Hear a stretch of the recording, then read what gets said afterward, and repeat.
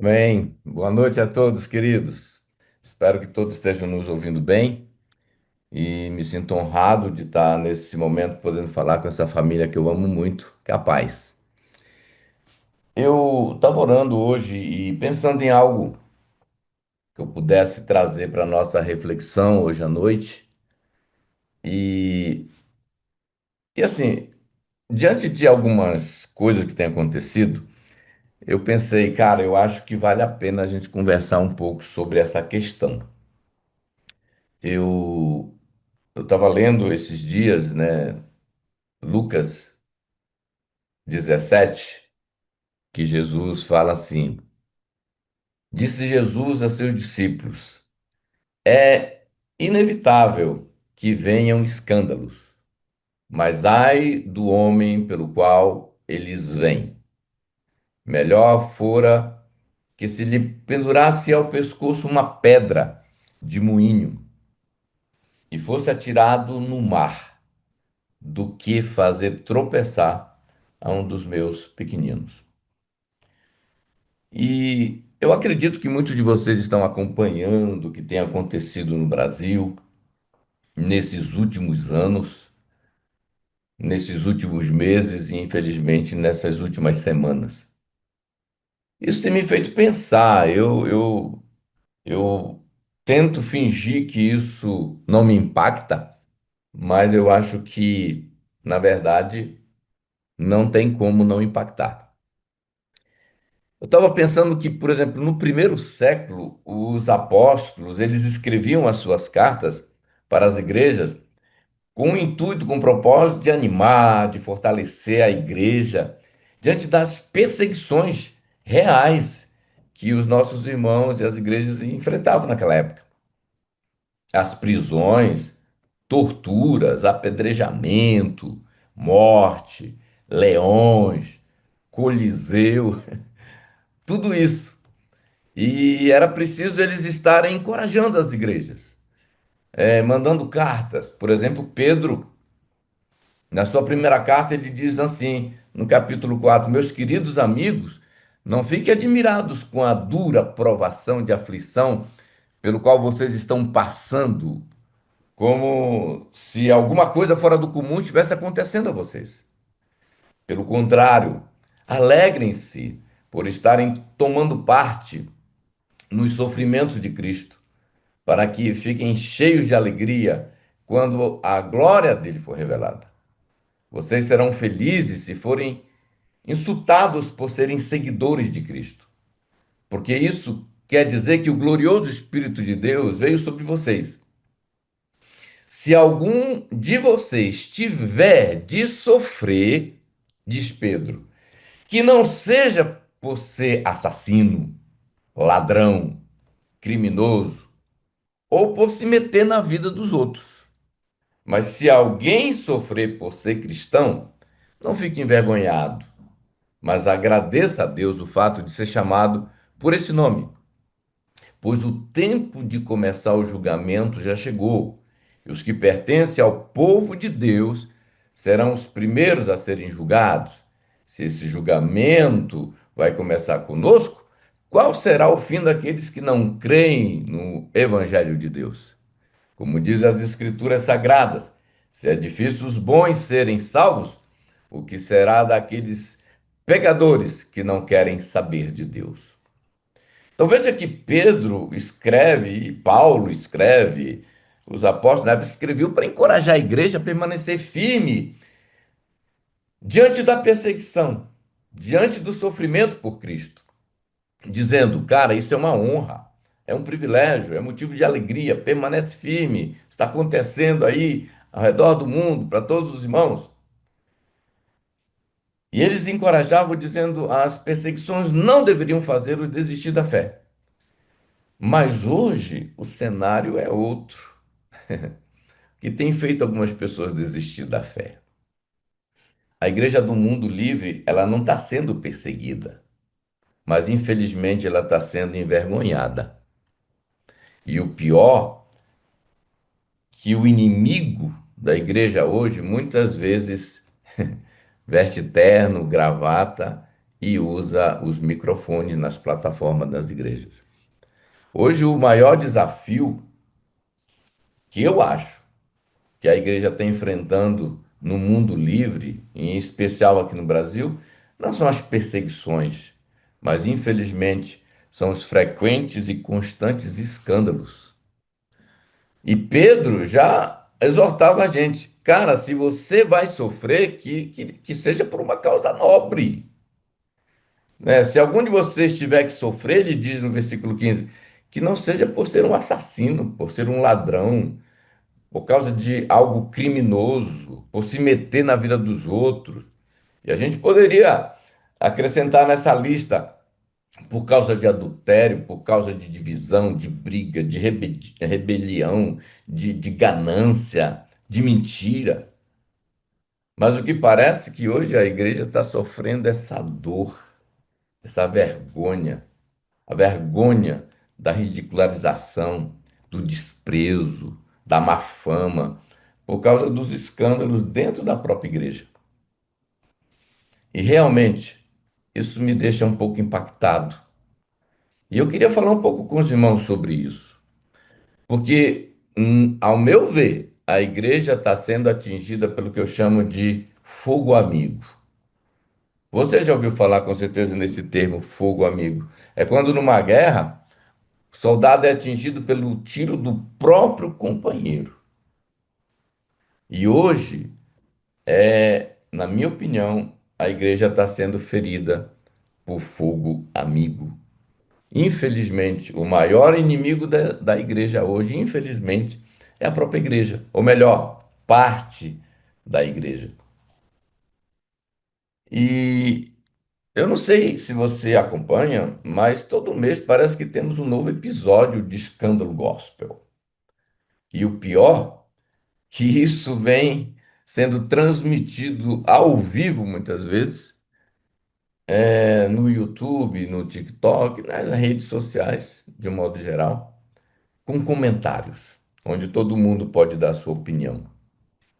São escândalos doutrinários, heresias, múltiplas doutrinas estranhas, do tipo: a Bíblia precisa ser atualizada, como se Deus tivesse esquecido de baixar a nova versão atualizada da Bíblia. A supergraça, a ideia é: já aceitou Jesus, irmão? Então pode pecar à vontade que Deus te ama do mesmo jeito. Escândalos financeiros, desvio e roubos do dinheiro da igreja. Dinheiro da igreja desviado de missões para mansões. Escândalos de brigas e divisões. Pastores de igrejas renomadas num ringue, numa briga, e todos vendo, todo mundo, é uma novela. Escândalos sexuais. Pastor de calcinha fazendo programa homossexual na madrugada. Pastor presidente de grandes denominações com amantes por anos. Pastor pego em flagrante com a esposa do membro da igreja no motel. Pastor que abusou das amiguinhas da sua filha, da sua filhinha, que foi passar o final de semana lá para brincar juntos. Pastor que matou a nora, a própria nora, por estar mantendo um caso amoroso e ela ter ameaçado de que iria abrir a boca. Escândalos familiares, pastores divorciando e casando novamente. E algumas dessas figuras estão já no quinto casamento. Tanto é que dizem que um deles convidou um amigo para ir no casamento, no quinto, ele disse: cara, esse eu não vou poder ir, não, mas no próximo eu vou. Seria engraçado se não fosse triste. Pastoras deixando o marido para se casar com a irmã do louvor, caso de lesbianismo. Pastor brigando feio com suas esposas e o vídeo no YouTube para todo mundo assistir a briga. Pastora matando o próprio marido com a ajuda dos filhos, como se tornou um caso nacional. Escândalo no meio dos cantores gospel. Alguns voltando para o mundo e cantando no trio elétrico do carnaval. Cantores famosos assumindo a vida gay, fazendo até cirurgia para mudar de sexo. Agora, eu imagino que vocês estão sabendo disso, se vocês estão morando no mesmo país que eu, certamente você deve estar sabendo de tudo isso. Infelizmente, hoje com a internet, tudo chega muito rápido e todo mundo fica sabendo. Por isso que eu falo, o pior inimigo da igreja hoje não são os ateus, os comunistas, os macumbeiros, o STF, mas a própria igreja, ou sei lá, a pseudo-igreja, os crentes, ou pseudos-crentes. Eu não posso julgar. A Bíblia diz que o joio vai estar no meio do trigo, mas não sei se é o trigo, não sei se é o joio. O diabo quase não precisa mais fazer nada para difamar a igreja, tirar a credibilidade da igreja. É porque os próprios crentes se encarregam disso. Enquanto na China, neste exato momento, nossos colegas pastores estão sendo jogados nas prisões, separados das suas esposas e dos seus filhos, por causa do evangelho. Aqui no Brasil, alguns pastores estão se separando das suas esposas por causa de uma aventura sexual. Enquanto em alguns países onde a perseguição acontece, os pastores estão se unindo em oração para buscar força em Deus, para vencer a dor da perseguição. Aqui no Brasil, alguns pastores estão brigando na internet, na frente de todo mundo e difamando uns aos outros. Em países onde a igreja é perseguida, os pastores estão em alguma caverna orando, escondido nas madrugadas.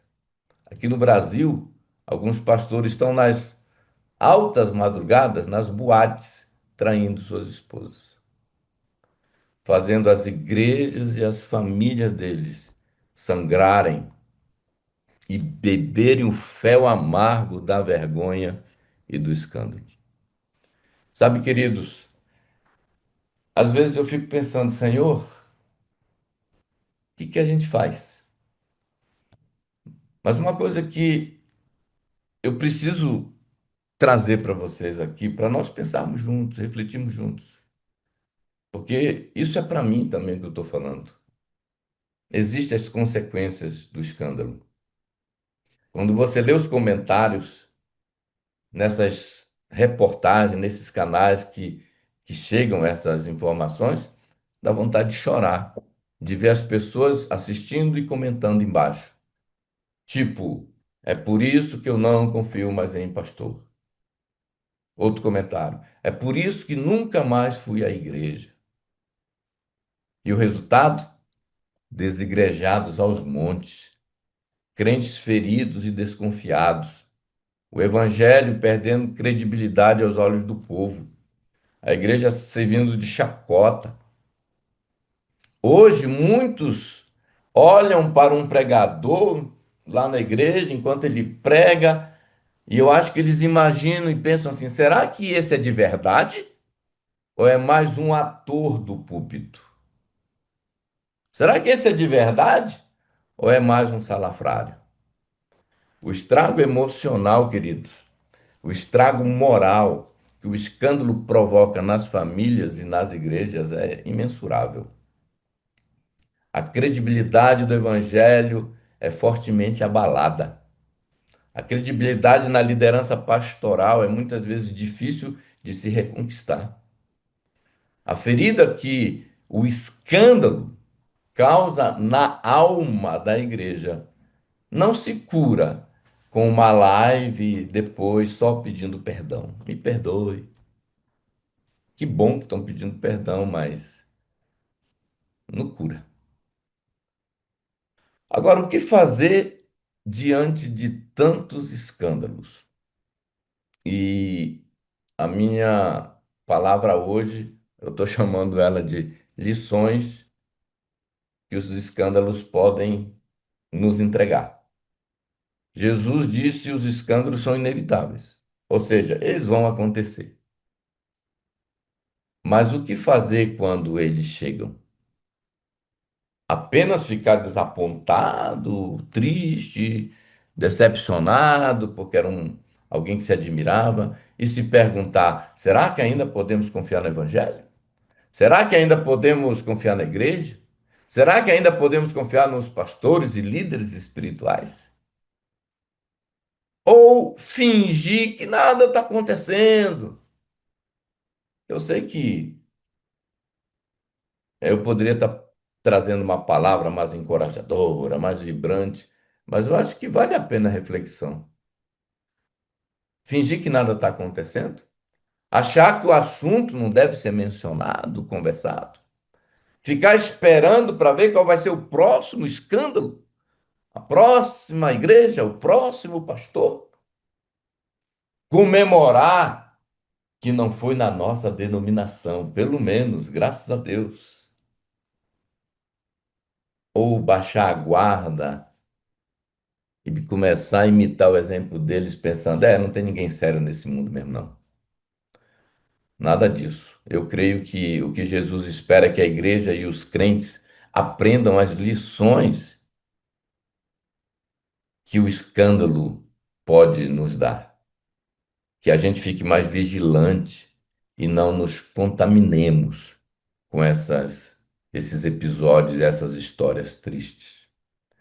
E aqui está rapidamente, para terminar, o que eu estou chamando de lições que os escândalos devem nos ensinar. Primeiro, renove seu compromisso de nunca ser uma pedra de tropeço também.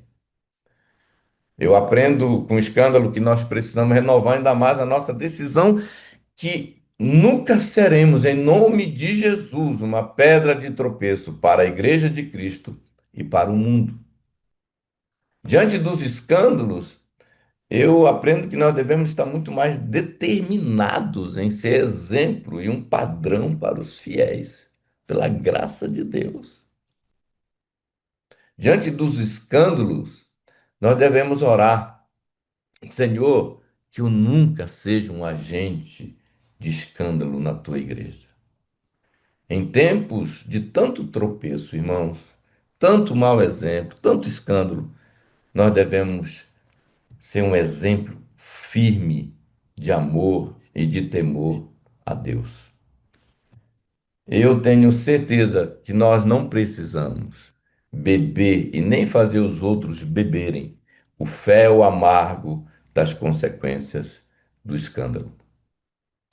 Segunda coisa, levante a guarda espiritual. Diante dos escândalos, eu aprendo que nós precisamos levantar ainda mais a nossa guarda pessoal. 1 Coríntios, no capítulo 10, Paulo diz assim: aquele que está em pé, veja que não caia. Ninguém, irmãos, é forte o suficiente para brincar com o pecado. Ninguém. Nem Davi, que era o homem segundo o coração de Deus. E esse texto, aquele que está em pé, veja que não caia, é uma advertência bíblica, que significa que, mesmo quando alguém se sente espiritualmente forte, deve se manter vigilante e humilde para não sucumbir à tentação e pecar. A passagem que Paulo está nos dando aqui é: cuidado com a autoconfiança excessiva, porque isso pode levar à queda. É necessário cuidar da atenção contínua para não falharmos. Por isso que Jesus disse: orai e vigiai, especialmente em momentos de vulnerabilidade. O inimigo, Satanás, irmãos, ele não se importa se você, se eu, se a gente ora em línguas. Ele quer saber se você, se eu temos brechas na nossa vida. Terceira coisa que eu aprendo com escândalo: corrija com graça e humildade. Mantenha-se humilde. Paulo diz em Gálatas: irmão, se alguém for surpreendido em alguma falta, vós que sois espirituais, corrige com espírito de brandura e guarda-te para que não sejas também tentado. Então, não critica, não vá para o seu canal, para o seu Instagram, falar com essa turma, criticar. Exorte, chame sua equipe, converse, igual nós estamos fazendo aqui, desafia uma vida de santidade, mas mantenha a humildade, porque Paulo disse: guarda-te para que também você não seja tentado. Quem caiu precisa de restauração, não de linchamento. Mas quem corrige precisa ter o cuidado para não cair junto. Então, a quarta coisa que eu vejo, que é uma lição que a gente pode tirar dos escândalos, é reforce seus mecanismos de proteção. Cultive uma vida com Deus, gente, de verdade, real, frequente, perseverante. O lugar secreto, o lugar da intimidade, o mato. Pratique a transparência. Viva o desafio de viver sem máscara, de abrir suas lutas com alguém. Tenha um discipulador com quem você fala a verdade. Não um para você mentir bonito toda semana. Discipulador não é alguém que Deus levantou para irmos na casa dele toda semana mentir para ele que está tudo bem. Fale das suas tentações antes que elas virem manchete. Fale das suas tentações antes que vire manchete. Isso é muito importante. Tenha amigos que você possa abrir o coração e falar das suas tentações. Quem não é tentado? Quem que não é tentado? Abra. Você precisa estar deixando alguém, né, saber disso. Outra coisa, reavalie o evangelho que você prega e o evangelho que você ouve. Diante dos escândalos, aprendemos que precisamos rever a biblicidade das pregações que nós estamos fazendo, pregando e ouvindo. Que muitas vezes, ouvindo outros caras, que vai minando a fé, que vai minando o desejo por mais santidade, acreditando em mentiras, que Deus, né, agora está debaixo da graça, você pode pecar. Qual o evangelho que nós estamos pregando? O evangelho água com açúcar, irmãos, gera crentes água com açúcar. Nós precisamos pregar um evangelho que convida ao arrependimento, à santidade. Nós precisamos continuar ensinando a igreja sobre santidade, temor de Deus, arrependimento. Eu sei que esses temas, eles não viralizam, não, mas transformam vidas. E, finalmente, não permita que o diabo alcance o seu objetivo com os escândalos. Em dias de escândalos, eu aprendo que não podemos permitir o diabo alcançar seus objetivos e enfraquecer a nossa fé no Evangelho e na igreja. A igreja, apesar dos escândalos, continua sendo o plano de Deus para a terra. Deus não tem plano B. O plano dele é a igreja. A igreja é a esperança do mundo. Em Efésios, Paulo diz que é através dela, da igreja, que a multissabedoria, a multiforme graça de Deus vai ser revelada. Então, eu aprendo que nós precisamos continuar encorajando a igreja. É muito importante chegar, porque, querendo ou não, muitas das nossas ovelhas admiravam essas pessoas, seguiam essas pessoas, leram o livro dessas pessoas, ouviam as pregações dessas pessoas, para elas não perderem a fé, mas elas continuarem acreditando no futuro glorioso da igreja, apesar dos escândalos.